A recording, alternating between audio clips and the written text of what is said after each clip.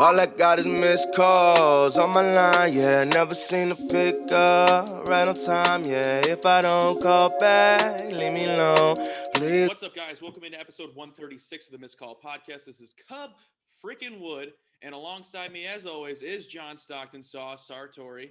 Here he is with the shocker, as always, as if he went to ASU. Sauce, how we doing? I'm doing pretty good. I didn't know that the shocker was synonymous with Arizona State University, or as I like to call it, HPVU. But I guess we'll go with it. You didn't know that they do this? I had no idea. I just throw it up because it's easy to do. Yeah, That's a fun way to say hello to everybody. Oh, there's Ryan. Hey. Shocker, dude. Shocker. Okay, should we start with word of the day so we can get it out of the way early and then have more time to get it in? Today's word of the day. This episode is sponsored by the word insipid. Now it's my time to guess what I think it means. Go ahead. Insipid? Insipid. Like diabolical? Okay. Do you have another guess, or you want me to tell you? Just tell me. That was my gut. Insipid is an adjective meaning dull, uninteresting, lacking flavor, or boring. Your attitude's insipid. Insipid. Your attitude's insipid. Interesting.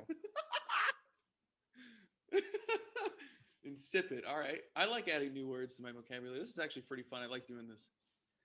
So insipid is the word that we will attempt to both use throughout the entirety of the podcast.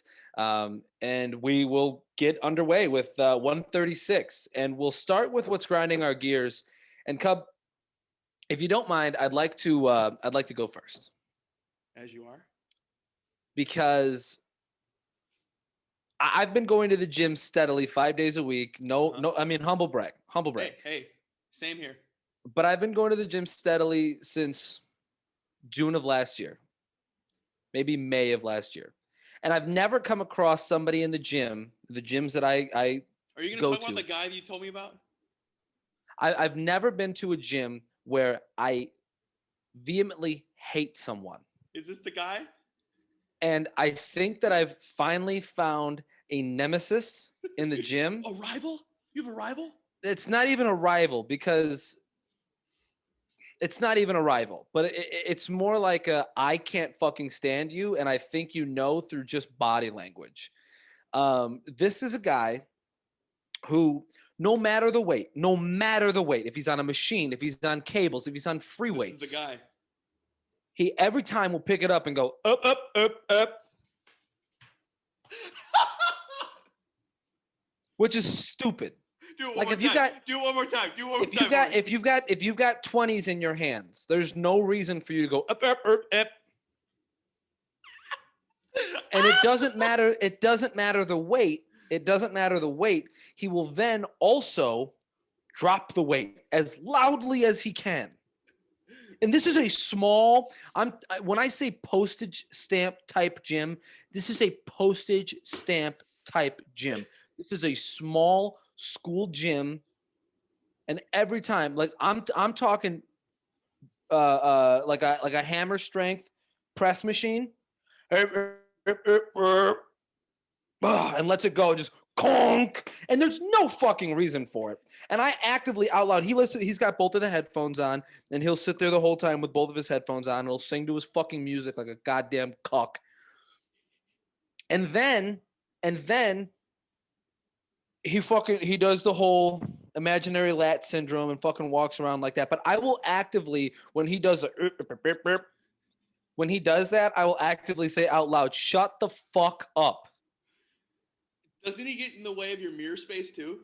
So this happened the other day, and this is why I think I've finally agreed to the fact that he could be a nemesis. He could be somebody that I end up fighting. It was actually earlier today that I had the thought in my head that I'm like, I'm going to throw this guy through the fucking dumbbell rack. Because he's just a fucking, oh my God, dude. The way that you get mad about the smelly dude at your gym, I get mad about this guy. I have one request. If you're going to do Sure. that, give the podcast some content, put your phone down, record, you know. Yes, Think of the brand. Think of the brand. if in my instant rage I remember to start recording, I will make sure that the podcast gets me throwing this fucking asshole through the dumbbell rack. But last week I was doing I was doing something, maybe shoulders, maybe fucking a bicep curl or something. And I was in like there's two small sections of mirror in this gym. And I'm taking a sliver of one mirror to just make sure I'm getting my form down. And this guy gets up off of his bench and gets in front of me and starts posing, like doing bodybuilding poses in front of me in the gym. And I don't know why in that moment I didn't drop my bar, take my headphones off and say, "Hey man, what the fuck are we doing?" But I didn't. And now I'm internalizing it. And I promise you the next time something like that happens with this stupid fucking idiot, shit's going down. It might be the dumbbell rack for him. It might be the fucking brick wall that encloses the gym. Something's happening to him. What do you think his name is? It's fucking bullshit that the first name that came to my head was Chad, because that's too easy. That's too easy. And that's why it pisses me off. But like, he's got to be like a Jake, right? Like Jake's a shitty name. Johnny. Not Johnny. John. Johnny John's was the guy that was name. playing the guitar outside when you were getting mad about. Yeah. Check that out on my story. This will be out tonight. So yeah, you can check it out on my story on Instagram. Sauce Sartori is the handle there. But that's what I got, man. That's what I got, and it's been boiling my blood all day. I'm ready to fight. I'm ready to send somebody through the fucking anywhere. Just one more F word. Fuck. All right. I'm moving on to me. So I came across this post on Instagram. I didn't know how to word it. Post on Instagram, and it was giving the percentages of Instagram posts that are about women's sports in their ESPN, Sports Center. Yeah, this was interesting. Bleacher Report. What am I missing? Sports Illustrated. The highest one being ESPN at 8%. Sports Center was 3%. Sports Illustrated is 4%. Bleacher Report is 3%. Now, what really pisses me off is that Bleacher Report would much rather post about the fan whatever football league that Johnny Manziel is and Flash Gordon, Josh Gordon. FCL, I think it's called the fan controlled league, fan controlled or something league. like that. Nobody gives a crap about that league. Nobody is going, "Hey, dude, you tuning in for the fan-controlled football league?" No one cares. No one cares about these. These guys are more washed up than the XFL players. These guys are like below-level arena football guys. And Johnny Manziel's dominating? Cool. It's not 2013. They would much rather post that than post literally anything else. Like their conference tournaments that are going on. What did I say in my tweet? I said, come on. This is insipid. Yeah. I said, literally they would much rather post about that than any other women's sports league. And then on top of that, Monday was International Women's Day. Sorry, I'm flustered. You No, I know. I was just confused on how you couldn't remember that tweet. No, I thought I specifically said they should have posted this. You know what I mean? Yeah. I feel like I would have given an example. That's why I thought that. Sure. The International Women's Day on Monday. That is also grinding my gears. Like the men that are like, "When do we get a day?" Do you have a mom? Do you have a fucking mom? Do you have a mom? Shut up. Anywho, I checked ESPN's Instagram after Monday. Two posts about women, International Women's Day. Two posts. Yeah. So, I mean, on the actual day, I don't think you want to go overkill on it, right? But like in general, and people know about this, know that on this podcast, we give platform to women in sports. And there just needs to be more generalization of it, right? Like there just needs to be more use of it. It doesn't have to be. It should be more about celebrating. It's not even that. We shouldn't have to celebrate women in sports. We should just have women in sports. Does that make sense? Yeah. It's like because when you relegate them to days, or like A for month. black people in It's the America, month too. Yeah. if you like black people in America, if you relegate to a month, then it's like, oh, okay, we did the thing. Then and now, you But know, that's we already did the thing, and so we don't have to do it anymore. And so we've done the deed already this year. That's not really how it goes. You just have to normalize it. You have to bring it into regularity for our society, really, and for societies across the world, because I too have looked into this and the coverage that ESPN gives to women's sports in on their social media. I was writing a paper about it actually for like a media criticism class, and when you look at the NBA Finals, which is a week long 10-day I know where you're going with this. Yeah. situation, how many videos of highlights do Billions. we see? Billions. Well, not billions. Let's not be hyperbolic here. You probably see in a night, you probably see from ESPN alone 2 to 3 posts or more, including stories and stuff, on ESPN alone. When the Seattle Storm won the 2019 WNBA, no, it was 2020. the Mystics. The Mystics won The Mystics. Yeah. the 2019 NBA Finals, or WNBA Finals, excuse me. When they won that, there was exactly one post about the Seattle Storm winning the WNBA title, and there were so many storylines in that. They had been 2 or 3 times in a row. They had lost the first 2 times. They lost Breanna Stewart. They came back. There was so much to talk about. They got one Deladon. post. Excuse me. You're right, Deladon. They had lost Deladon, and there was nothing about it. There was nothing to it, and that's really upsetting. But what boils my blood is, yes, we should have these days so people can learn more about like why are these are a freaking day or why this is a month. But then you have the ignorant people, like I mentioned. When do men get a day, Mhm. dude? Like this, it boils, We like, have all the days. We have the days. We have like literally you're a white dude in America. Shut up. right. Shut And up. as much as I don't want to disqualify anybody, right? Because I feel like everybody should be valued, but there has to be the understanding that there are people of different backgrounds, of different uh, demographics is the word I'm looking for, that don't get the coverage they deserve, or they don't get the attention they deserve. If we're talking specifically about sports, I mean, you could look at you can look at women in sports. You can look at the underappreciation of Asians in sports, right? Like Japanese players and others of Korean players as well. You can look at all that type of stuff. I mean, look at like what just happened with Seattle and their now former president of baseball ops. I think it's Mather, something like that, right? He was saying that he's tired of paying um, translators for his Japanese and Korean ball players, and it's like that's part of the problem too, right? Obviously we're talking more about coverage and social media, and I'm going off the deep end here a little bit, but what I'm trying to bring it all back to You is could like have we just don't have the appreciation necessary, and it needs to go further than just a day or a month. It needs to just be regular. you could have easily just gone with Myers Leonard, like just anti-Semitism. Like there's still a lot of that in our society today, and a lot of people are not aware of it, Yeah. which is Yep. sad. But I will end on this.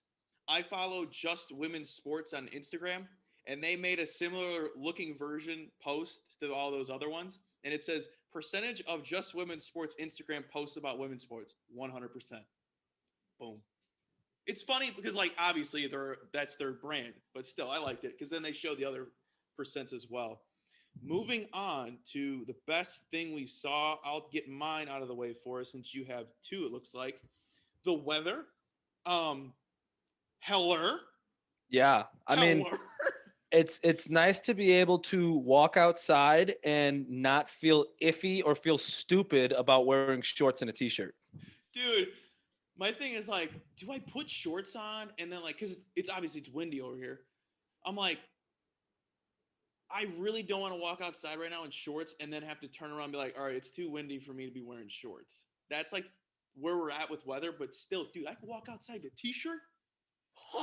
Yeah, or if it's if you walk in it's a difference of walking in the sun and walking in the shadows, right? Like Yeah, your shadow temperature has to be a good temperature for shorts and t-shirt too. 100%. Serotonin level through the roof. That's Through all the I got. roof. That's Yeah, all I got. the ceiling is the roof for serotonin at the moment. I'll go quick with the best things that I saw this week because we went so long on what's grinding our gears. And they were good conversations, I think, Oh, especially 100%. yours. Yes. But North Central baseball is back, which means that I have a job again, which is nice. Doing play-by-play and doing color as well, and that's always fun. I wanted to highlight though that former guest Charlie Clem, the ace for the North Central pitching staff, is dealing right now. Is already been named to the D3 baseball team of the week. He pitched 5 hitless innings on Sunday in the season opener, struck out 9 in 5 innings, and only walked one person. Absolutely killing it. The Cardinals in general on Sunday, they had a double header to open up the season, struck out 29 hitters, which is fucking insane. But yeah, very excited for that to be back. I think I just got a text from my sports director, Lucas Burris, who told me that I'm traveling with them to Indiana this weekend. So that will be interesting. You got things to do now, Sauce. I have things to do, which even more things to do, which is uh, good. I'll say that that's good. The other thing that I wanted to bring up is also baseball related. Chicago Mayor Lori Lightfoot came out on Twitter maybe 2 days ago at this point and said that 20% capacity will be allowed in both the federal landmark Wrigley Field and the other stadium on the south side of Chicago, which is awesome. It's so great. Texas, the Rangers also said that they're going to allow 40,000 people into their stadium this year. Is that So 100%? that's 100% capacity at the new Globe Life Field. Well, Florida's probably going to be the same way. They're their own country at this point. Yeah. Everything is dumber in Texas. I don't know, or at least everyone is dumber in Texas. Look, But yeah, what are you, stupid? No, I'm Texas. from Texas. Yeah, that was a sign of things to come. SpongeBob is very much like the Simpsons in that way that they just call the future. Texas is stupid. Well, Yeah. it's always just been the zeitgeist of Texas is stupid. So best thing I saw this week is baseball related, of course. Let's move on to I think we both have a Chicago sports dick Finally kick got one. I finally got of one. the week. And go ahead, Cub. What's your Chicago sports dick kick of the week? So Trent Brown got traded for a 5th-round pick.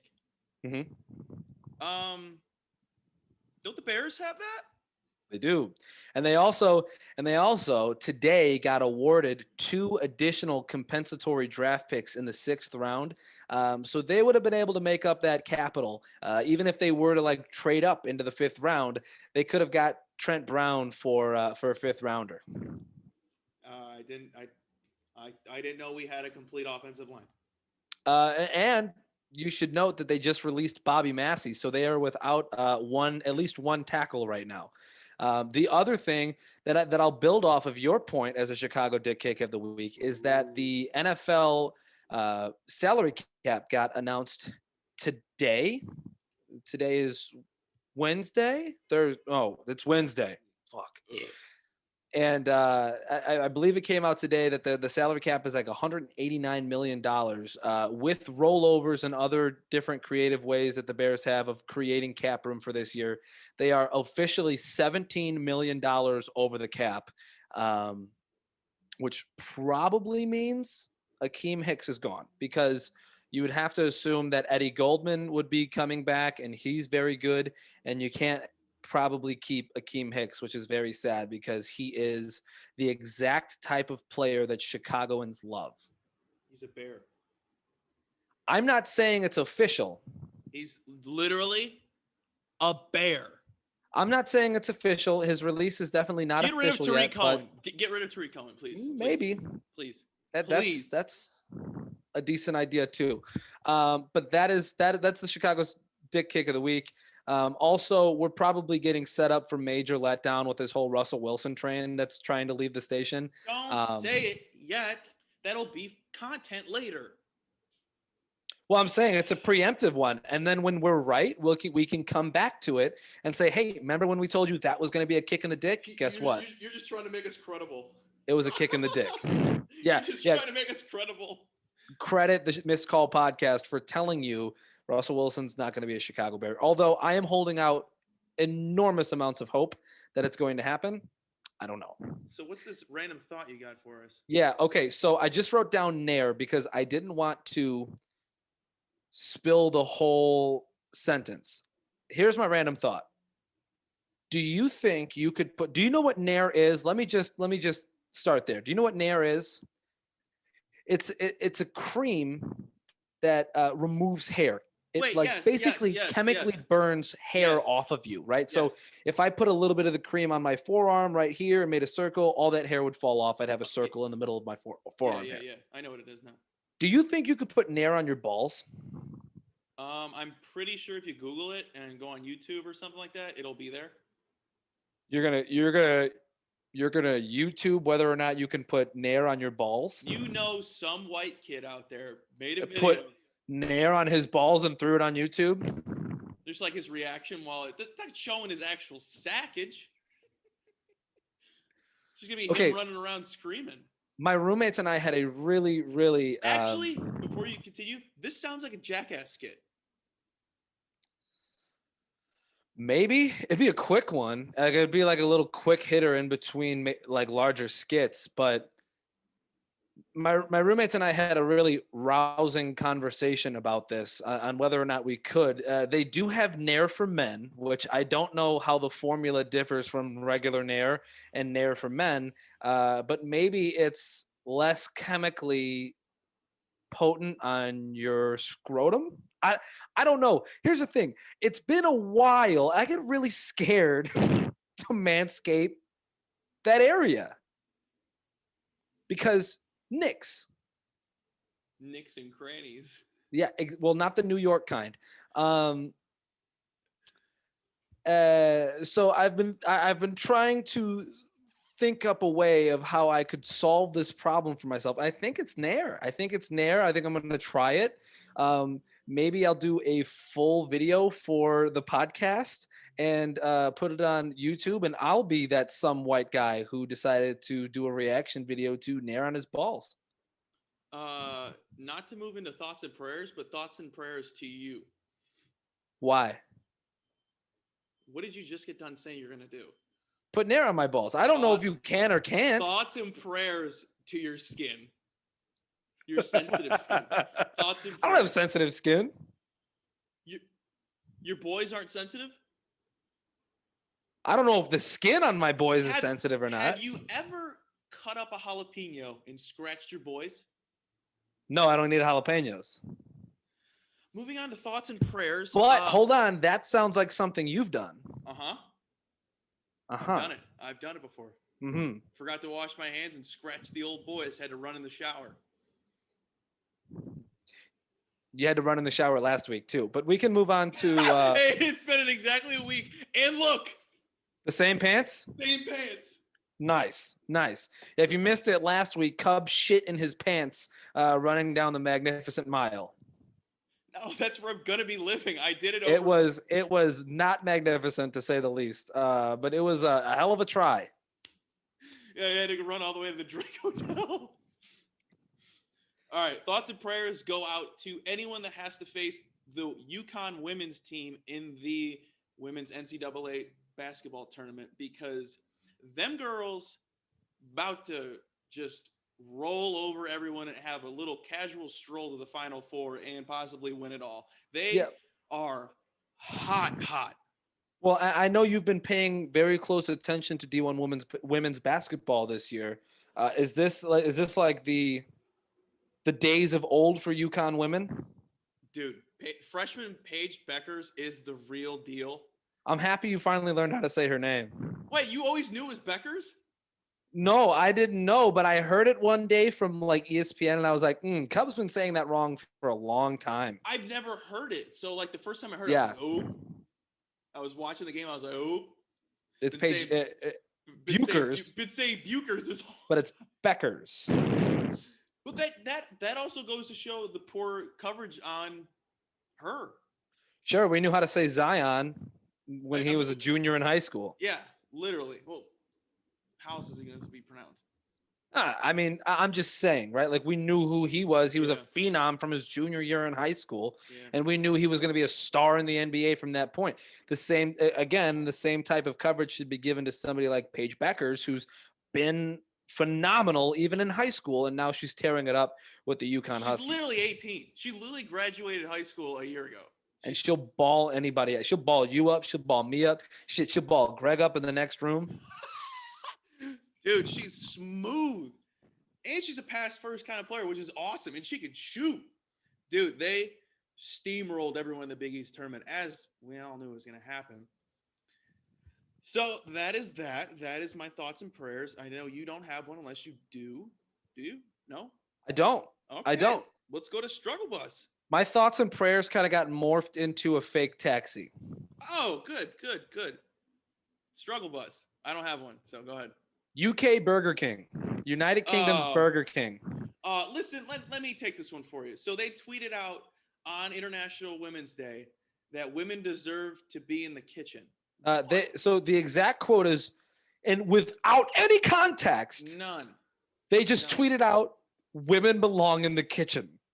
And then they expected Twitter users to click on the tweet and read the thread underneath, which was set up to explain to people only 20% of chefs are women, right? So they're trying to essentially redo an old stereotype, an old trope of women belong in the kitchen and give it different meaning, essentially regaining the power on it. Any sort of brain, what are the comments full of on women's sports posts?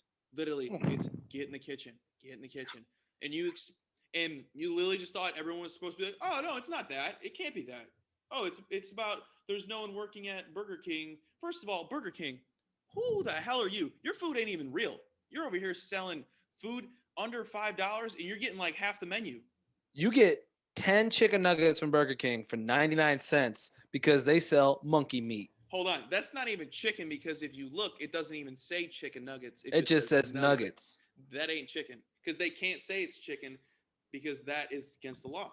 That's all the extra stuff. That's like pig hooves and cow butt. That's like bubble guts times 2.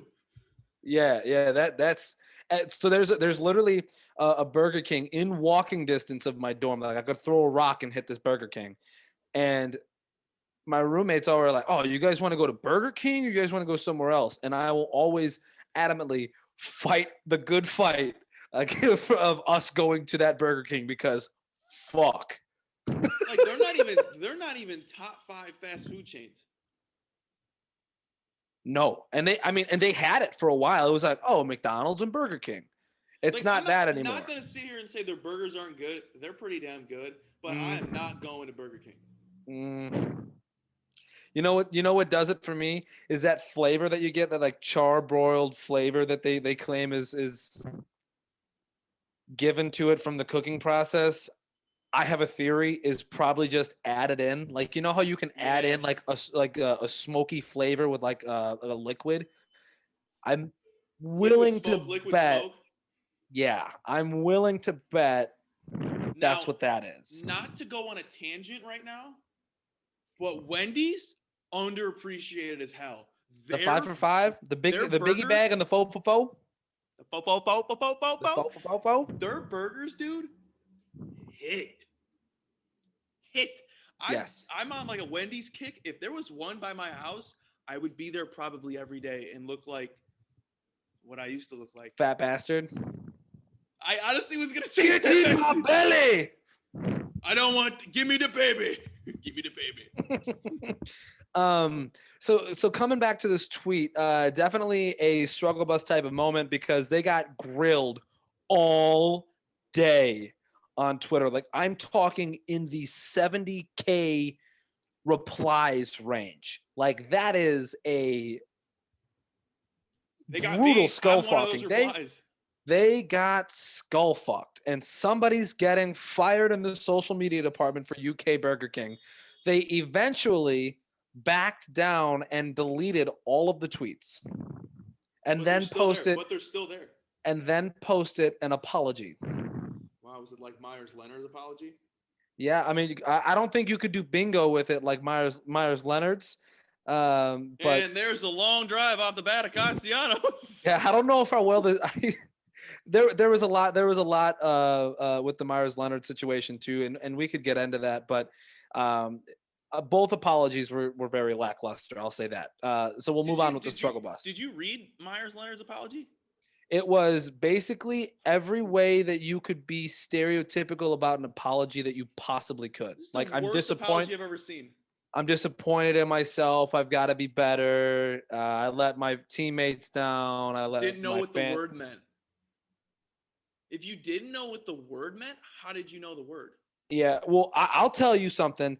I didn't know what that word meant either until I was like 18, because I'd never heard it before. Nobody had ever told me what it was. It's an old word. It's an old Yeah. word that no one says anymore because obviously we know what it means. I didn't hear the word till I was 21.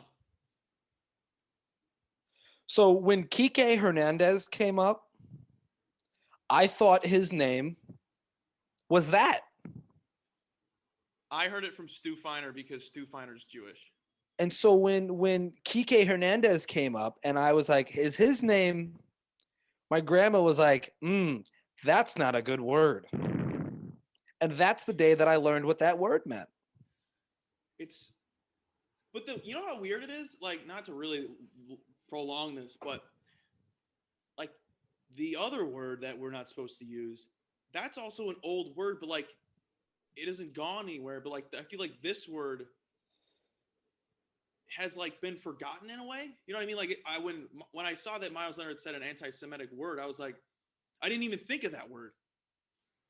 That's like the only word that you can say. To be honest with you, I thought I thought that he called somebody like a effing Jew or something like that. But no, it was like the N word for Jewish people. That's what I thought he said too. That's what I thought it was gonna be. But like, no, it was the bad word. I was like, oh. Yeah. Well, and yeah, it's it was a situation, that's for sure. Myers-Leonard and Burger King ride the struggle bus. I guess that's your struggle bus, right? Myers-Leonard is your struggle bus, and so he will eat incredible amounts of Burger King. Yeah, he'll eat just nuggets and chicken fries all the way to I don't know where, but the struggle bus is a one-way ticket. Fake Taxi's up next, and I'll let you go first because Scary Hours dropped. Yeah, so I have this on there, not saying that what his music was good. It's him letting us know that he has sex. So I just want to let Drake know that I know you have sex. Remember, on Valentine's Day I had sex. Okay, like, do you believe me? Okay. It's like him holding the sign up. Do you believe me? Do you believe me?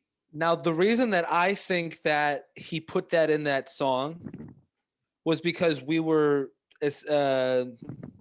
had made it up in our minds that we were promised Certified Lover Boy on Valentine's Day. Yeah. So I think that he was telling everybody, like, on Valentine's Day, all I did was have sex. And okay. And then moving on. Like, that's what that really felt like to me. That's a really good theory. Dude, it was a month ago. Holy crap. Valentine's Day, yeah, was a while ago. On Valentine's Day, I had sex. Okay, like, do you believe me? Okay, Drake, dude, you're Drake. I believe you. He's got proof. He's got my bed. He only loves my bed and his mom. I'm sorry. I don't blame him. It's kind of funny because under the fake taxi category in our little document that we have, it says Drake and Oprah, and I feel like the only person we're missing at this point is Josh, right? That's a little Drake and Josh joke for you. Nickelodeon, Dad Schneider, terrible guy. There you go. Here, Dan Schneider, this is for you. That's a foot. All right. Oprah is up next. She's riding a fake taxi because she is prominent again. She's in the media and she's actually a part of memes. So Oprah Winfrey did a tell-all interview, almost an expose style interview with Prince Henry. and Meghan Merkel, the Duchess, or no, Sussex, right? I don't fucking know, dude. I have no fucking idea. But they did a sit down interview with Oprah, explaining why they left the royal family, and some really interesting information, some troubling information about that as well. Like when Meghan Merkel married Prince Henry, she had to give up her passport, her keys, her driver's license, her freedom, right? Like she was controlled. She couldn't go anywhere. She was basically relegated to living in Buckingham Palace, and that was it. And that sucks. Like she couldn't go out and go with her friends to lunch, like just shit like that. Like that's the craziest thing that I think I saw during that process, or during the interview, I should say. But there was a lot more to it. Basically, Oprah is in the fake taxi because she's a part of memes and she's been on social media a lot this week. Do you want to see mine? You know, with her with the hands where she's like this. Yes, So I put me. So tell me about yourself. Her. Well, I'm a cat mom. that'd be good for Tinder bios. Yeah, I'm a cat mom. Yeah, I think we could save that one for Tinder bios moving forward. Vibes, cat moms. What's the other one? I'm funny. Dudes with guitars. I don't like dudes, so he's already out. Well, that's true. But yeah, we're actually not going to do Tinder bios this week because we have a really lengthy interview with Kendall Lamb, an offensive tackle in the NFL, currently a free agent, but has spent time with the Houston Texans in the last 2 years. Spent time with the Cleveland Browns. Remember how we said we're a Cleveland Browns friendly podcast? You thought we were Well, kidding? the proof is now in the pudding, and this episode is the pudding, I suppose. But huge interview with Kendall Lamb, a guy who understands the brand, a guy who understands what it means to be a thick athlete. We're very excited to bring you guys this interview because we talked to him for like 2 hours yesterday, and what you hear is only a portion of the really cool stuff that we got to talk to him We about. literally got into a basketball debate with him before we recorded. Yeah. Well, and now I would say it's not a stretch to announce that he is a new friend of the show as well. And so he is a member of the Thick Athlete Society. We will tell you that up front. We're not going to tell you anything else about the interview, of course. And we'll get to that here in just a second. Cub, do we have anything else we got to cover before we get to Kendall Lamb? Hey, enjoy the interview.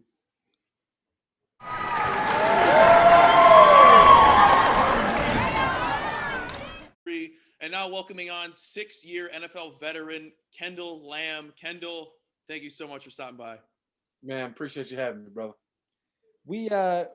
I have to say that we had some really, really productive conversation before we hit record, and I'm so excited for what we have ahead of us. I want to start in college because you went to App State, which is home to some really interesting alum, Luke Combs, and what was the other country singer? Eric Cub? Church. Eric Church. So a really cool school, and obviously you think back to the upset against Michigan in 2007. But App State, the first place my mind goes because it's Thick Athletes Month, is appetizers. And I know this has nothing to do with the school itself, but what is your favorite appetizer? Oh, so one comes to mind. It literally is. Before I tell you, I'm on a strict meal plan right now. It's like Okay. It's like a 4,500 to 5,000 calorie a day. But what you'll say, wow, you can eat what you want, but it's all clean food. It's all like it's just what it is because I wanted to lean down a little bit while staying big. So when I get to eat this, it's on my cheat day, and I've had it twice. If that goes to show you. If you ever get the chance or you come, we have one in Charlotte. I originally had it in Houston. It's called Eddie V's. And I know you're from Chicago. I don't know if there's one up there, but it's Eddie V's. It's prime seafood. They have lobster tacos in there that are to die for. I'm telling you, if you ever come to Houston or if you ever come to Charlotte, look up Eddie V's and remember Kendall Lamb told you the lobster tacos. I promise you, top notch. I'll tell him Kendall sent us. And I would have to imagine being closer to the oceans, the lobster tacos have to be very fresh and very good. Very because good. sometimes what you run into in a landlocked city like Chicago is that the seafood isn't really necessarily great.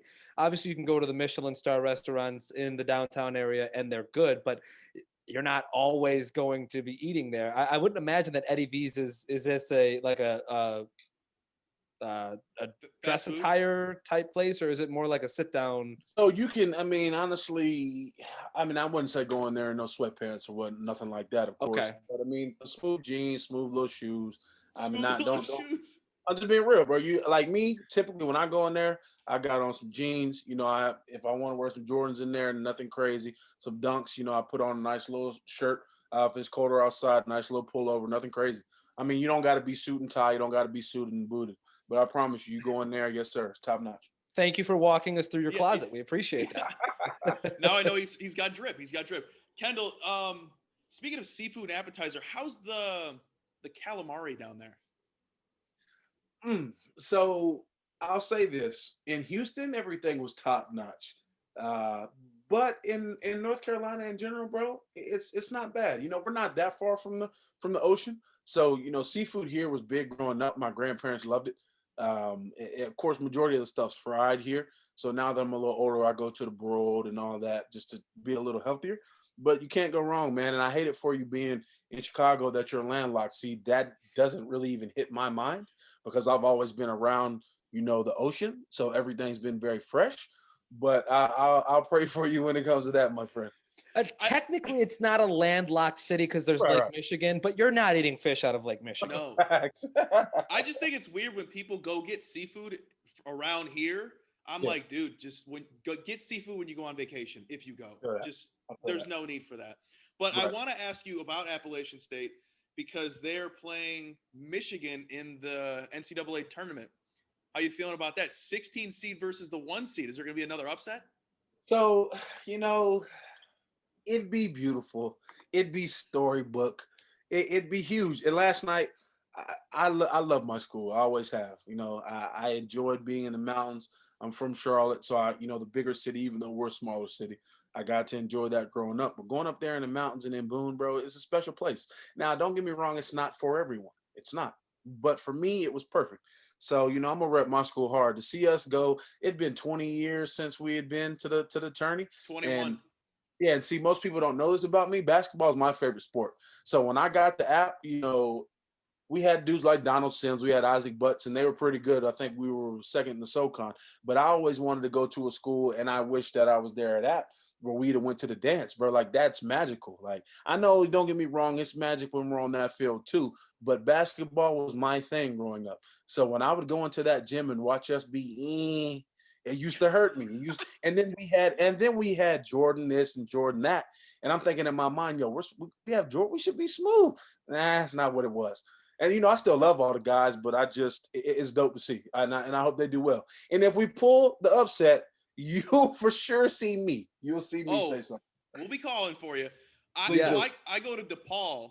So, Mm, you know, back in the day, yeah. So you see him now. Yeah. yeah, Fire Lato, please. right. Well, Right. I'm a D3 guy. I'll weigh in on this as well. I'm a D3 guy, Okay. and we have a pretty good basketball program here at North Central College.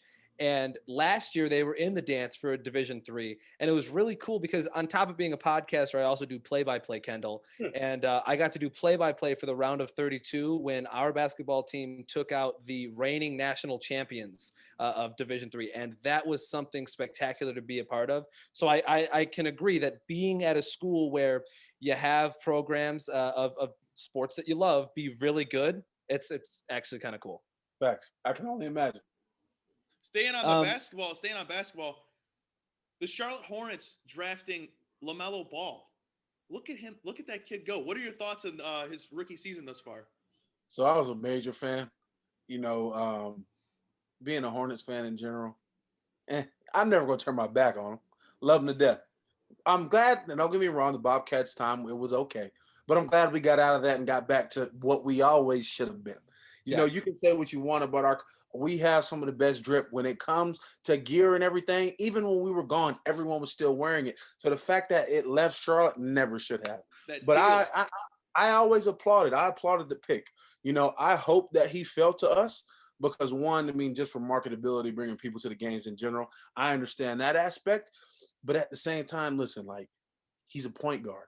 His vision, when you and I love basketball. Remember, I told you this earlier. So I really watched his game. Like I watched him play, and I know everyone was like, "Well, defense, blah blah blah." Like, yes, I know you have to love playing defense, but when you watch his vision and you see his range and you see the people around him, especially on our team, a younger team, enjoy playing with him, bro.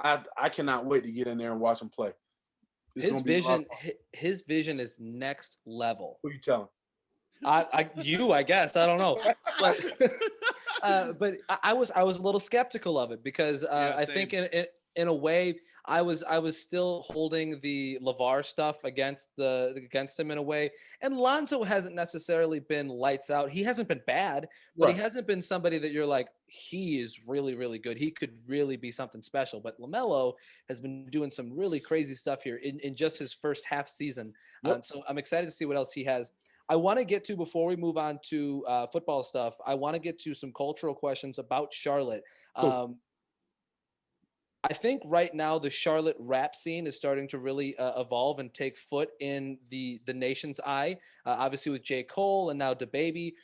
Who are some of your favorite artists coming out of Charlotte right now? So of course, the mainstream guys are huge, but then there are dudes like De Niro Ferrari that people don't really know much about. That's been booming here for a long time, and he doesn't get the shine that he should. There's a dude he's honestly a year younger than me. Bankroll Bird. He went to East Meck, right around the corner from where I grew up in Butler. He's phenomenal. Like our scene in general. And not to say it's like the Charlotte curse, but it's like the fact that we're still so, not gonna be wrong, people know about Charlotte, but when it comes to music and stuff like that, it takes a lot for someone to pop from here. That's why when the baby popped, everyone was like, oh my God, he's finally putting Charlotte on the map. But you really start to see, I know there's a trickle effect here and there, but you're not seeing it like other cities when they burst. It's gonna take us a lot longer. And in my opinion, there's gonna be hate from all types of people. Like most people say, a lot of people in your hometown are going to hate you when you make it. For some reason, that's how it's been in Charlotte, especially in the rap game. So we do have some artists that are very, very talented, but it just takes a little longer for us. What are your thoughts on people that say DaBaby has no flow and it's the same song over and over again? Shit fucking still smacks. So here's my thing. Sorry, And I this was asking Kendall Sauce. right, I'm right, just saying I like the baby, and I've heard the argument, and I think that all the shit still smacks. So if it's working, it's working. facts. So for me, it's his beats are so smooth. And once you find your niche and how you do things, as long as people are like, when you build your fan base, I mean, they're gonna ride for you no matter what. Now, we're not in the day and age anymore where you don't get me wrong, we have lyricists in the game. There still are lyricists, but for right now, I mean, let's call it what it is. People's attention spans are already so little, and people already aren't going to want to go down that deep, deep path that you're rapping to them. So it's like, bro, something's got to catch you right away. You got to have a smooth hook and you want to have a nice thump. And when you can put all those three together, everybody's going to, roll with it. And that's what he does. I respect that. I respect that take. So when this comes out, I want to put you on somebody that I know is going to love that we're doing this right now. When this podcast drops, I want you to listen to the theme song and let me know what you think. Okay. Because we got a guy that literally we put him on literally anybody we meet. I try to put him on or put them on because his sound is so unique. He's from our area. He's our friend. His sound, he just needs to blow up now. He's that good. He's got a unique voice. He can sing. He can do literally anything you can think of. And I'm pretty sure he makes his own beats. His name, by the way, we should probably mention the most important part is Yeah. Fletcher. He goes, his Twitter is Fletch the Eighth, and he's a Okay. good buddy of ours, and he's actually really good. Like I think that I'm kind of I'm particular with who I like, and if he wasn't good, I wouldn't promote him. Yes. He's very good. Last question on this topic, and then we'll move on. Do you think Charlotte, being so close to Atlanta, has any play in the struggles that rappers in the area have of blowing up? And also, what is the specific sound to Charlotte rap? Oh, so your first question, I'd say 100%. Atlanta's, I mean, Atlanta really and truly helped put down south on the map. I was big growing up on Outkast. I love Andre 3000, Big Boy. I enjoyed that sound. And for the longest, Atlanta had its own flow. And, literally, I can get in the car and be to Atlanta in less than 4 hours. Like, it's literally right there. I had a lot of friends growing up from Atlanta. And it's not to say that we kind of try to piggyback off of that. But when you've got somewhere that literally in the South, besides Miami and everything else. I was in Texas. Texas is its own spot, but Charlotte is kind of like it's a hidden gem, and it's hard to build that identity. So when you tell me, in my opinion, you ask me what our sound is, we not to say because in New York, you got the drill rap, Chicago, everybody drill, out west, it's different, everybody flows different, and they've got that house type music to the beats in a sense when they rap. Charlotte really, it's a melting pot in a sense because we're still trying to formulate our own. And to be completely real with you, it's wild because when I meet people and I talk to people for the first time, I rarely meet someone that's born and raised here. Me Really? being born and raised here and still being here, everyone's like, bro, really? You're still from here? Yes, sir. Everyone that I meet that lives in Charlotte has come from somewhere else. So when I say we're different, like we are different. To That's really and truly meet someone that was started here, it just doesn't happen as much anymore. So that's it's hard to really answer the second one. That's really interesting. I didn't realize how much of a melting pot that it is. I know Huge. there's a couple cities like that around America right now that are really blowing up in that way. I think Charlotte's one of them. Maybe Nashville you could point to as Sir. another. And multiple cities in Arizona as people start to move from states like here in Illinois to Right. places that suck a little bit less. Right. Uh, but that is interesting. Okay, let's get into football because you are a football player, not a Right. rapper. But I'm sure you could participate in both things. Um, this is a Browns friendly podcast. We've said for a long time this is a Browns friendly podcast. We've said this back before the hype train ever left the station. Um, Now, Cleveland is a city that's often joked about. There's often some off the cuff statements made about it, and I think specifically back to 2013 when Joakim Noah had some choice words for the city of Cleveland. Can you refute those comments from Joakim Noah? So I'll say this, bro. Cleveland, I'm from, of course, people put North Carolina in the South, so I'm a Southern dude. That's just what I'm used to. And then, of course, my first 4 years I was in Houston. So Houston's very different as well. When I went to Cleveland, so many people that I meet from Cleveland say, look, we know people aren't gonna come here just to come here. Like we get it. Like we understand it's a old steel town. Like it's hardworking people. Like that's just what it is. But when you go there, and I'm gonna be quite frank with you, from October, November until April, May, it's gray. Like you don't see much sunlight. You don't. And anybody from Cleveland will tell you that. So it's like if you want to go and it be a vibrant place, in my opinion, in life in general, places are what you make them. That's how I've always viewed things. And I've enjoyed Cleveland to the max. The people are dope. They're die hard. They'll literally do anything for you. If they respect you, they'll literally give you the shirt off their back. But I can see some of the things he said, but he had never really been there. You've never really got to live that life. You don't really understand why people are the way they are. So I get it. Cleveland, I've loved it. I've enjoyed my time. I'm a free agent coming up, so I would love to go back to Cleveland. It wouldn't bother me to go back at all. I love the organization, love the people, but at the same time, stuff like that's in God's hands. So we'll see. I know Sauce can agree with me on this. Chicago's gray all the time too. So if it wasn't like just a big, nice metropolitan area, it would look probably like Cleveland. Right. So I don't know. So Joakim is kind of wrong in a way. It's I I think, and, I'd and have this is worded that something weirdly. this is something that I've said about Midwest cities in general, right? It's like when winter comes, like you're saying, the October, November, December stretch, when that comes around, things start getting shitty. There's a certain amount of pride that I take just being a Chicagoan and being able to survive in some Right. of this shit. Like when it's negative 24 degrees and you have to walk outside to, for me, go to class or for somebody to go to work. Like there should be a pride in being able to survive in that. And I think that's something that all Midwest towns, Midwest cities embody in a way. And I think that is valiant about Cleveland. Yeah, I agree with that. I agree with that. And also how absolutely insatiable those people are for success in their professional sports. How long did they stick around and wait for teams like the Indians and the Browns and the Cavaliers to be successful? And now finally it's starting to come around. Maybe not Right. for the Indians, but you know, Or the they lost Cavs. to three. Or the Cavs. No, they had a championship. They were the city of champions because of the Cavs. That was 5 years Right. ago. Was it really? Yeah. 5 years ago. Summer 16. Okay. All right. Okay. So 6 years in the NFL. You spent time in Houston. The past 2 years you've been in Cleveland, and this past year was obviously a special one for many different reasons. But let's talk about the touchdown catch. Let's get that one out of the way. I know you've probably talked about this so many different times, but let's hear it through the eyes of Kendall Lamb. Were you nervous at all with the ball in the air? So no, and I know. Oh, come on. No, no, no, Come no. on. Come So I'm on. gonna give you my reasoning. I'm gonna give you my reasoning. If you go on my Instagram, which people can look me up, follow me there. I mean, I caught a pass as an offensive lineman in high school. Literally, they marked me down, and really, you can watch the film. It's there. I was in, but it's happened. So then my rookie year in Houston, I caught a pass against Buffalo. Yes. So it's not like I haven't caught the ball before.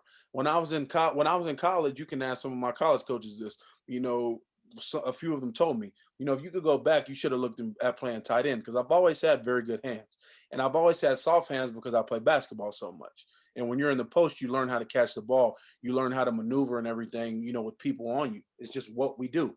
So I'll give you the little back story behind it. I mean, we've been doing it in practice for a few weeks. I literally been running various routes, and I mean, it doesn't bother me, As you say, this is the thick athlete month, I'm a thick athlete.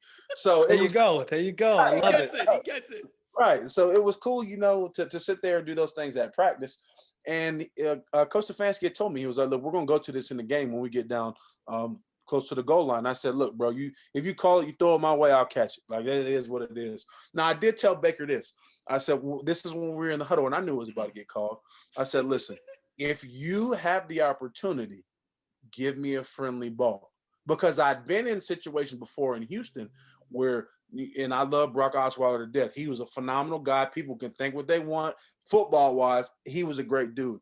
But Brock would sling the ball at you. And there are plenty of times where that thing was moving. And I still caught it. But, it's nerve-wracking. So I told Baker, I was like, look, if I'm wide open, I told him, if you throw it, I'm going to catch it. So when he threw it in the air and I ain't seen nobody, I was like, listen, let me be quite honest.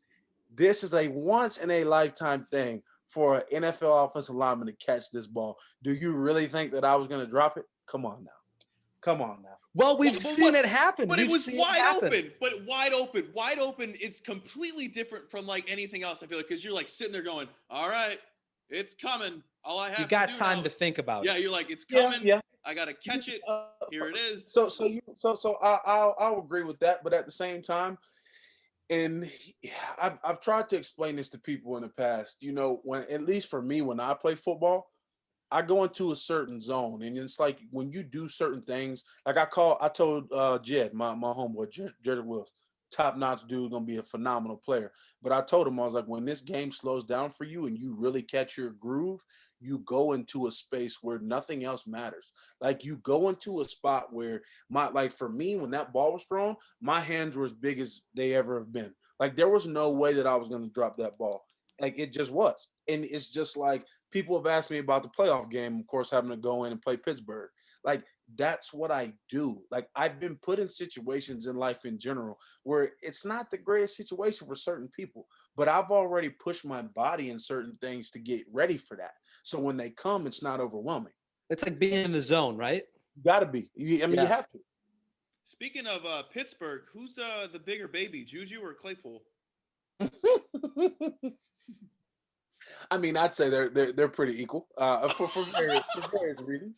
They're both probably top notch guys, but at the same time, I've never been one to sit there and worry about all the dancing and all that. I can jig and do some stuff here and there too, but it's at a certain time. But at the same time, bro, you gotta let grown men be grown men. I guess just that's how they want to do it. Yeah, I mean, it was interesting, and I love the fact that you guys gave me some ammunition against Clay Chapel is what I was going to say, but Clay. Wow. Chase Claypool. Chase Claypool. That is a mouthful for me. I love that you guys gave me a little ammunition against him because he's a Notre Dame guy, and I enjoy very thoroughly making fun of Notre Dame athletes. This is a But I hate Notre Dame podcast. yeah, yeah, we love Cleveland. We love the Browns. We do not like Notre Dame whatsoever. But that's a personal thing. I wanted to say that I noticed the gamesmanship around your touchdown. That Stefanski had subbed you in a couple of different times Yeah. before that play, and I think that goes into the play calling that he is so good at. I just wanted to maybe flex my football muscle for a second and tell you that I noticed. I saw it. But the offensive line from when your first year with Cleveland, then to the second year, Right. so 19 to 20, there was a huge shift in the way the offensive line played. What was so instrumental in getting that? Obviously, there was the additions of Conklin, and then obviously of Jedrick as well. But what was so instrumental in getting that production out of the offensive line? So for me, and I mean this is in sports in general, but it's the discipline. Our Sure. whole team, our whole team, you could just see it. And I'm not saying things happen. I mean that my first year in Cleveland, it is what it is, bro. At the end of the day, it always takes the right people. And I'm not saying the people that were in there weren't the right people, but you have to mesh. You know, in our second year, it just meshed, and the foundation was laid, and it was so much discipline. When I came from Houston, we were one of the most disciplined teams in the league. I know everyone can say what they want to about Coach O'Brien, but Coach O'Brien used to preach discipline. That's Yeah. what we were. You were there 5 minutes early. That's just what it was. And to see that come to Cleveland my second year. I'm not saying we weren't disciplined my first, but it was just a different level. So to see that, and I mean, of course, when you start to see success, guys are going to buy in. And when you start to see, that level of success, it becomes easy. Now, offensive line wise, Coach Camp, my first year, Coach Camp in Cleveland, top notch dude. I mean, he was a phenomenal offensive line coach. He really was. I mean, he was in Green Bay for a long time, allowed them to be phenomenal. But I mean, for whatever reason, things played out how they played out. And everyone can talk Coach Callahan. I love Coach Callahan to death. I mean, that man in general was probably top three, if not number one offensive line coach ever. And I can tell you, I mean, just what we did at practice and just his standard in general, which Coach Camp's standard was nice too, but it's different. Every coach has different philosophies. You do things different. Coach Callahan, he's a real one, and he's gonna let you know, and he's gonna let you know right away because we're grown men and we're all brought there to get a specific thing done. He was never attacking you as a person. He loved everybody in our room, but it's always about the performance. Because at the end of the day, if we want to be the best and we do this to be the best, then he has to let us know when we're not. That's just what it is. Do you ever feel like at the professional level that there's too much coddling? Like, you say your offensive line coach this year, Callahan, was coming to you and addressing you as a man. Do you ever think that there's too much beating around the bush? So I personally haven't been around that. All my Sure. offensive line coaches have been straightforward. Now, I can definitely see, especially when you have certain draft picks. I was undrafted, so I don't understand this at all. It was out the mud for me. But when you bring a dude in that's a first rounder and all that, and you really need him to be what you need him to be, that kind of, and this is the difference. I'm a little bit older than you guys. I can see the shift in the younger generation in general. And then in 5 years, people will be like, and that's not that much, but it really is. When I go back to the high schools, when I go back to see how kids are these days, they are soft. And everyone's gonna say, "Oh my God, yeah." No, I promise you, like it's just different. When I was in middle school, high school, it didn't matter what happened on the field. I was never going to tell my mom, like that was just, it wasn't a thing. Like that never crossed my mind one bit. But for the longest time, now it's like if you say something to a kid, they run and they want to tell someone. It's like people have to toughen up. So to bring it around to my point, if you have a first rounder who's kind of fragile, who is kind of in their feelings in a sense, you need this person to do what you need them to do. He's a first rounder. So I can kind of see that, but in my personal experience, I've never seen it happen. Interesting, and thank you for answering so candidly. I do think that there's sometimes a little bit too much beating around the bush, and lack of communication. But I'm never in the locker room, so how the hell could I know, right? But just a theory, I suppose. I got to ask you. There's been a nickname for the guys you block for, Kareem Hunt and Nick Chubb, and I think it's a pretty amazing nickname, Chunt. What do you feel about the nickname Chunt? That's the first time I've ever heard that. Um, truly, it's funny because their personalities are so different. It Like seems that way too. very, and but they're both phenomenal. Like Kareem, you know you're gonna hear Kareem. You know how Kareem is. He gonna sit there and talk his shit no matter what. That's just how he plays. That's just how he is. And then Chubb, on the other hand, I'm real close to them both, but I'm very close to Chubb. You know, some guys in our locker room have never heard Chubb talk. Say Really? like, yes, sir. He's that So quiet? so it just depends. Like with me and Nick, I talk to Nick all the time. Nick's locker was right beside mine. A lot of times me and Nick would be in there together earlier in the mornings anyway. And just kind of how me and Nick are and how we mesh, you know, me and Chubb are very similar. You know, me and Chubb view things a certain way. We talk in depth. We just get one another. But to hear the nickname Chuck, that's funny because it's literally you're taking fire and ice and putting them together. Like that's what it is. Well, make sure that they're aware of the nickname Chunt because it's one of my favorite nicknames that I've ever heard. And Who's the then biggest shit talker on the team? Ooh. Mm. You know, uh, I, I would say it's different at practice. You know, the DBs always chirp. Some of them Yeah, of chirp course, of nonstop. course. I mean, they chirp, but they it's have like, to. but a lot of our DB like Denzel. Denzel's quiet. Denzel just goes out there and does what he does. T. Mitch talks a lot, but T. Mitch is funny. Like T. Mitch is the client. He's from Sacramento. He's West Coast. You know, I'm East Coast. So to hear him, hey, cuz, like he is different. He's funny to me. But T. Mitch is my guy. So typically it's normally the DBs. But on our team, I'm gonna be honest, most guys are real chill, especially in practice. Now in the games, it depends who you get heated. I mean, I know BJ Goodson, who played at Clemson. I mean, he talks a lot. You hear him make all the calls and stuff. But when he gets animated a little bit. So, but I mean, for the most part, we have a good group. So it just depends. I have to ask because he's one of the most charismatic people it seems in the NFL. Baker Mayfield. Do you have a good Baker Mayfield story that you can share with us and our listeners? Mm. At least an appropriate Baker Mayfield story that you could share, or Uh, inappropriate. Fuck it, like we'll go with whatever. I mean, I just will never forget sitting there watching us clinch that playoff spot, bro, and watching him on the sideline in general, just not necessarily say the weight of the world were brought off his shoulders, but it just showed you like, I mean, Baker, I know everyone's going to talk and say what they want. I know he's the first pick of the draft. I know, especially quarterback, that comes with a lot of things. But just to watch him sit there and, you know, have the success that I know that he wants and that he deserves because he busts his ass, you know, like everyone's going to say what they want. You know, you turn the TV on, everybody talks about us, everybody talks about him in general. But to watch him and watch the validation, and I mean, he knows he's that good, but for everyone else to finally, which some people know, some people are still going to question it, but for you to see us clinch that playoff spot, it just, you got to see Baker be Baker. Like he's going to be him unapologetically no matter what. Yeah, But to see that, you know, you could just feel the energy. It was just different. And it's something, I mean, you know, if I never go and play in Cleveland again, I'll never forget that moment. yeah, he is somebody that you can root for. He to some people he's a villain, and I don't really understand that mindset. I think that he's a tremendous talent and somebody that you can root for. Do you ever wonder if he's acting? You ever worry that he's acting? Because Nah, some of the that's commercials he does are really good. Like in terms of athlete acting, he's actually really good. So I'd be worried all the time. Like, is he telling me he likes me, but he's actually acting? I'm not.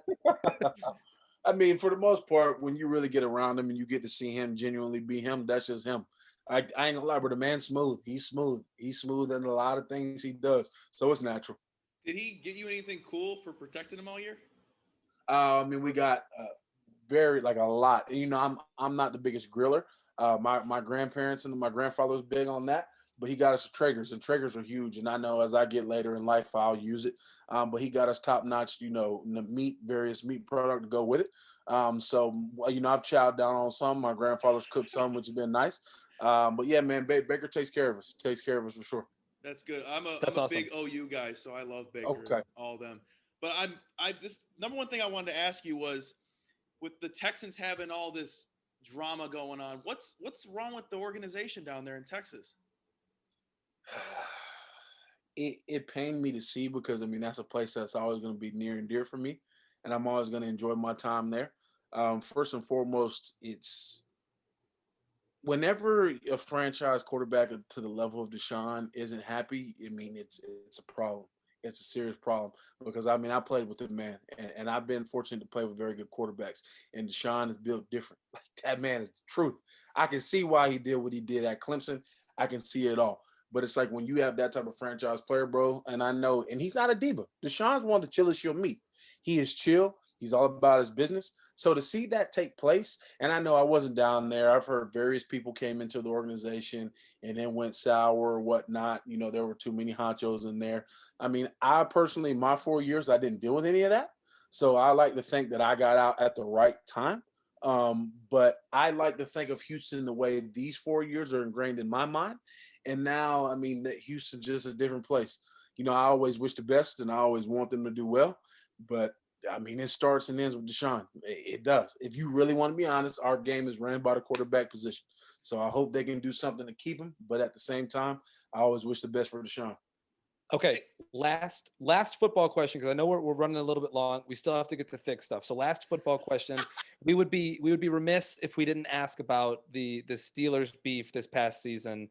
Can we get a sense of how contentious it was in your locker room going into that playoff game against the Steelers? And it was at the wild card round. Yeah. So I mean, honestly, when I think about just people in general in our locker room, it was just, it's Pittsburgh. I think honestly it would have been different if the stadium was packed. That's a big factor. It's a very different thing. But to know it was going to be family and friends and all that, it just really it's another football game as it is. At the same time, I mean, it felt great because I know the rivalry that they have. And I mean, I was been a part of it for 2 years, so I understand what that did for Cleveland. Like you can't imagine where I got DMs and messages. Oh my God, bro! I watched my grandfather, my father cry for the first time in so long to see y'all win. Like it, football I've always known is big. Don't get me wrong; it's near and dear. I mean, we have our own day for God's sake. It's Sunday, like it's what it is. But at the same time, you never really know like that. It hits home, bro. Like it is dug deep into people's souls, especially when you talk about places like Cleveland, Ohio. So I mean, it was big, and I'm glad we got the dub for everyone. Yeah, I know that was obviously a huge thing, and maybe it was even blown out of proportion in some sense by sports media. But it was a huge game. I enjoyed watching that. I know Cub did too. But we got to get the thick stuff in. My first question to you, when it comes to non-skill position players, like an offensive lineman, a tackle, what can the NFL do better to market players like you? I would say, well, really, it's always driven by the fans. Don't get me wrong, and the fans love the people who catch the touchdown. The fans love the people who throw them. I get it, but at the same time, just maybe going through each year and having a segment on each offensive line, and to be able to highlight how every single offensive line is different.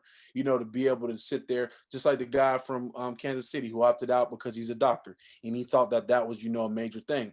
If you really and truly look at us, now I know the OBJ, I love Odell to death. I know everyone wants to see them, but at the same time, bro, the big men need love too. And what we do out there is a very big part.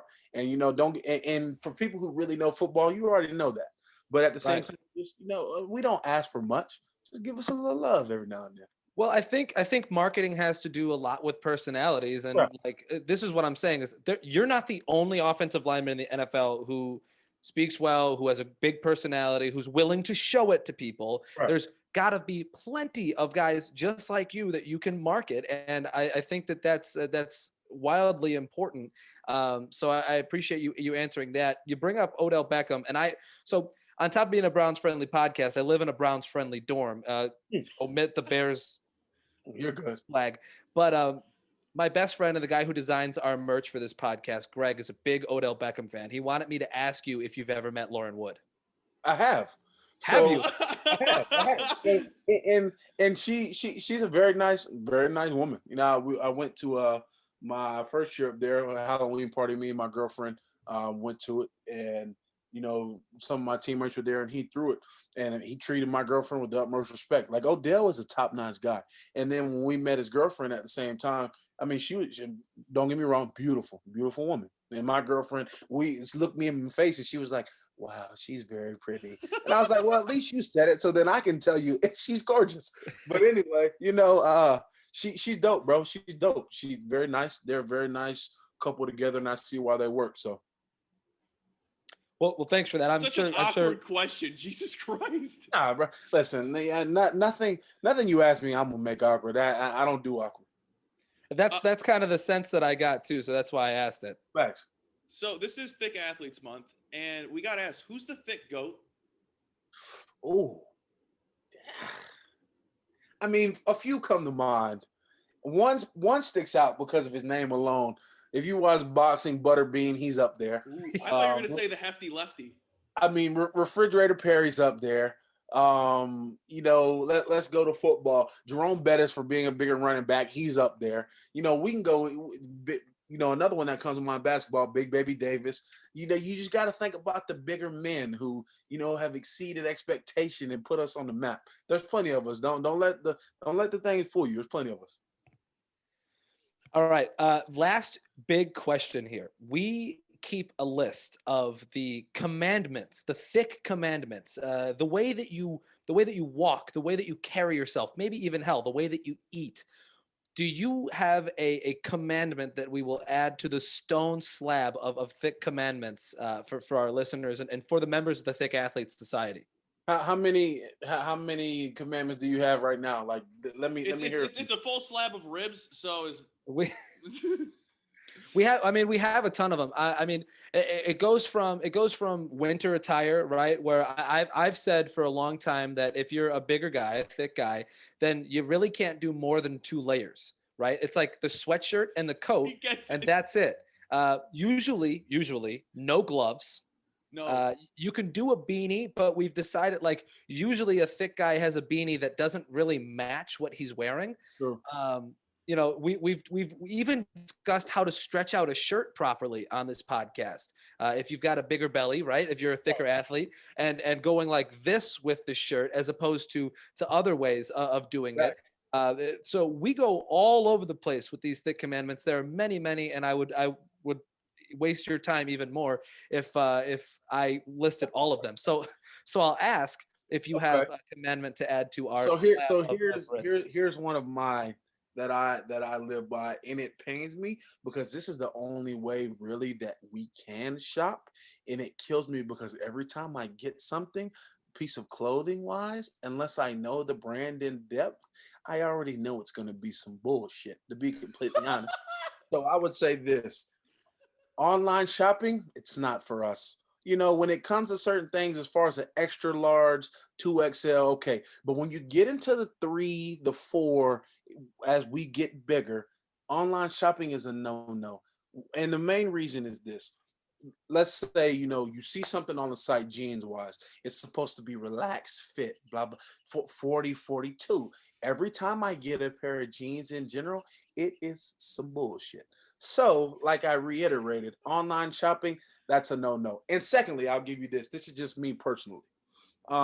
When the summertime comes around, and I know a lot of big men, you know, we sit here, we're gonna, we move. You know, when we move, even in the winter, we start to sweat. So always have a change of clothes ready because you never know when it's going to come into play. Change of clothes and deodorant on hand at all times. Wherever I go in the summer, deodorant is on me at all times. I will never be labeled as the stinky. You know what? I don't play Ted Larson said the same thing. He's always got deodorant in his car. Bro, you have to, because you never know. And of course, I have a lady. I love my girl Fernanda to death. But for my single big men out there, you never know when the opportunity is going to present itself. So it's like you don't want to sit there and possibly meet you know who and smell like some doo doo. Yeah, you don't want to meet you know who and smell like doo doo. That's a fact. All right. This has been awesome. Kendall Lamb, thank you so much for stopping by and giving us. Oh, wait, what did I forget? Whoa. What did I forget? Whoa. Go ahead.